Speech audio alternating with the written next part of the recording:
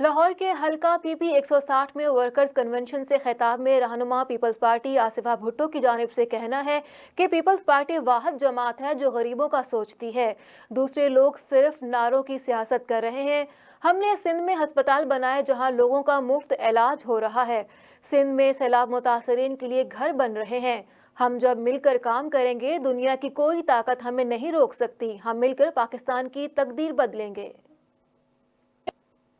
جیسے ہم نے BISP بنایا، انشاءاللہ اگر اللہ ہمیں موقع دے فیڈرل حکومت بنانے کا تو ہم کسان کارڈ، ہاری کارڈ، یوتھ کارڈ جیسے منصوبہ لائیں گے۔ 8 فروری کو تیر پر مہر لگا کر بلاول بھٹو زرداری کا موقع دے کہ وہ آپ کے لیے اور آپ کے حقوق کے لیے لڑ سکے۔ ووٹ کی طاقت صرف آپ کی ہے، اور جب آپ اپنی طاقت صحیح استعمال کریں گے تو پاکستان اور بھی طاقتور بنے گا، اور جب ہم مل کر کام کریں گے تو ہمیں دنیا کی کوئی طاقت نہیں روک سکتی،